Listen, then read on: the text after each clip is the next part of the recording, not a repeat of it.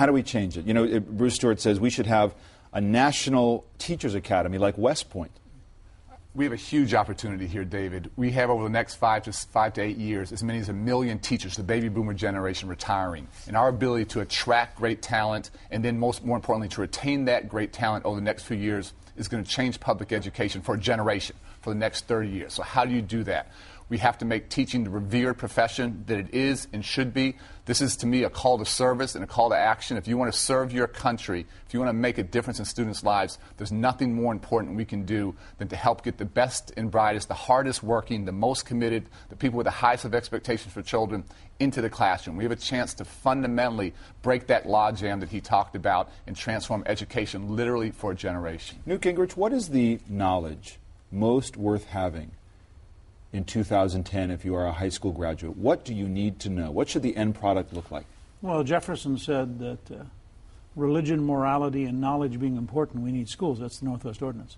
So I'd say the first thing you need to know is about yourself and your own values and your own concerns. The second thing you have to know is a good work ethic and an ability to be honest. And the third thing you have to know is how to learn whatever you're going to need to be successful. But I want to pick up on what Arne just said. We were at the Basis School, which Bob Compton described as the best high school in the world. It's in Tucson, Arizona. 85% of the teachers there had no certificate, but they were PhDs in biology. It's a charter school. Teach for America attracts world-class people. I mean, among the best people in the country go into Teach for America. All too many schools have rules against it. If you talk to teachers who are really good, they need provisions for discipline. They need to go back to a classroom where the children learn and where the children are expected to behave and where they can enforce discipline. And here in D.C., that's a major problem. We have a friend whose daughter is now teaching in a school here where there have been 23 lawsuits this year over discipline in a school that's fundamentally undisciplined.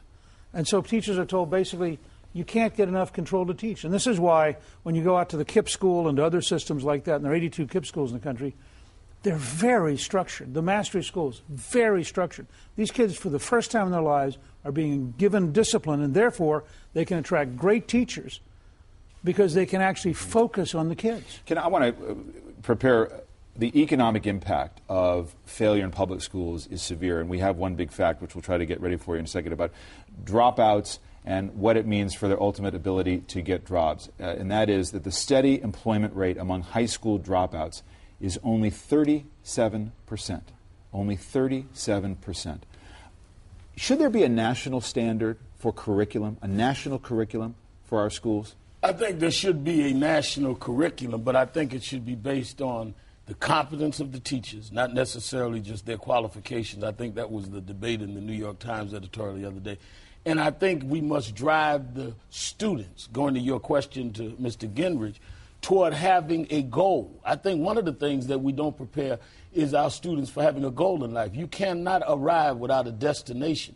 And I think one of the things that we have not done is let every child believe they can achieve something and then use the educational experience toward that achievement. And on that point, I want to play this soundbite from the president who spoke about his daughter Malia coming home with a grade that he didn't meet his expectations. He talked about that. Let's play it. There was a time a couple of years ago when she came home with like an 80-something, and she said, I did pretty well. And I said, no, I said our goal is 90% and up. So here's the interesting thing. She started internalizing that, so she came and she was depressed, got a 73. And I said, well, what happened? Well, the teacher, the study guide didn't match up with what was on the test. And so what's your idea here? Well, I'm going to start, I've got to read the whole chapter. I'm going to change how I study, how I approach it. So she came home yesterday. She got a 95, right? So she's high-fiving. But here's the point. She said, I just like having knowledge. That's what she said. Parents matter. Parents have to say, we have expectations for you. Absolutely. We all have to take responsibility. Parents, teachers, principals, school board members, students themselves, most importantly, we all have to step up. Parents matter tremendously. Parents are always going to be our students' first teachers, and they're always going to be our students' most important teachers. That's never going to change. Parents have to be full and equal partners with teachers. When that happens, great things happen with children. When that doesn't happen, when the adults fight, when there's adult dysfunction, guess what? Children lose.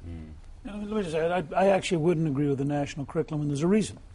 I think, if anything, we need to re-empower local school boards. We need to re-empower local communities.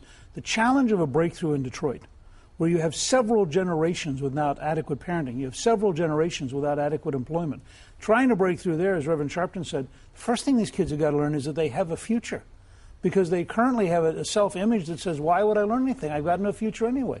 That's fundamentally different. And I think that's not a self-image all the time. It's an imposed image. I think that parents matter. And as we've toured, I've held parents accountable. We go to schools with 3,000 kids and 10 parents at a PTA meet. There's no excuse for that. But even where you don't have a parent, I come out of a single-parent home, the rest of the community must be that parent. We must preach, we must instill, we must tell them that they have the expectation of achievement. I never knew I was underprivileged, David, till I got to college. When I got to Brooklyn College, they told me if you come out of a single-parent home on welfare, food stamps, in the project, you are underprivileged. I didn't know that because my mother, my pastor, my community didn't raise me to believe that I was underprivileged. I'm going to make that the last word. Good luck. We'll keep asking questions and stay on top of this. Thank you all for being here.